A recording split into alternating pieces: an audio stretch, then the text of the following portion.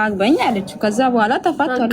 ከተፋቱ ደግሞ ሁለቱም ጋር ካረገዘች ጊዜ ጀምሮ እኮ አንድ ቀን ቤት ውስጥ ውላ አታውቅም። ዳና ቪዲዮ ሰራቸው። ሁለቱም የተጋቡት ሁለቱም ለምነው ነው ጠይቃት ማለት ነው። ሌሎቹ ዝም በሉ ጠይቂኝ።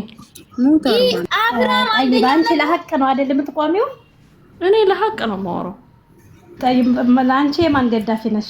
ማለት የሩታ ወደ ሩታ ዘነብዩና እኔ የማንም ደጋፊ አይደለም።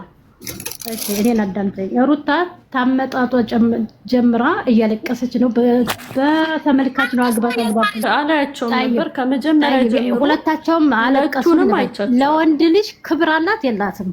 ይሄን መልሽልኝ።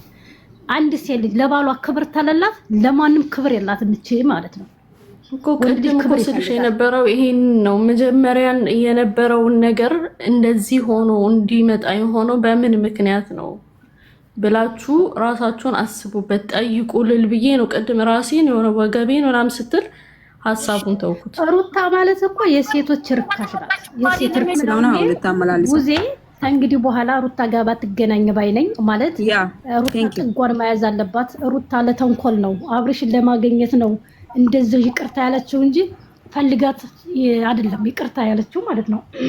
አው ገና ድራማ ይቀጥላል። ታያላችሁ። ሁለተኛ እንዳታገኛት ሁለተኛ እኔ አንዴ አይደለም እሷ የወለደች አክስት ወለደች። እኔ በአካል ገና አገኛት የለ እንደ ሩታ ምን አንቀጠቀጣችሁ እናንተ አልገባኝም።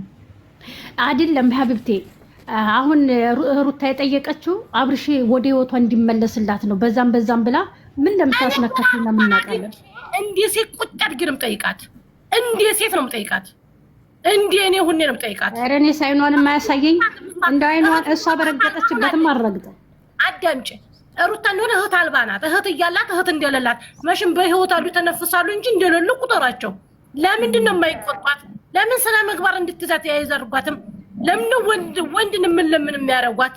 ለምን የማይቆጧት?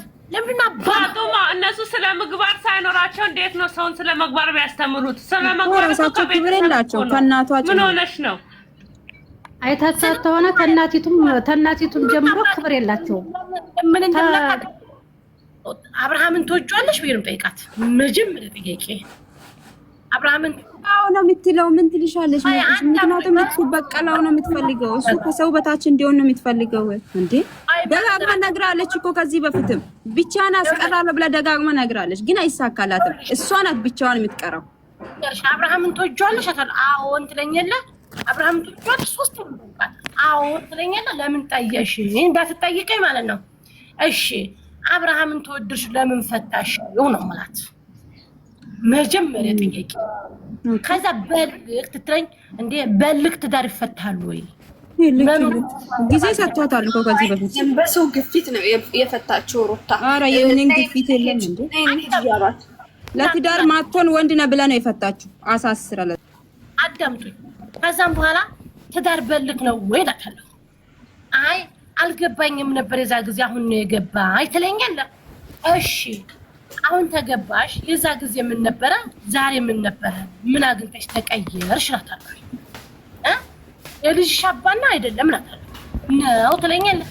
የራቁት ፎቶ ለመያዝ ለምን አስፈለገ ላታለሁ። ገባችሁ? ጥያቄንም ጠይቃት ልጅ ነው። እሺ ያዛለን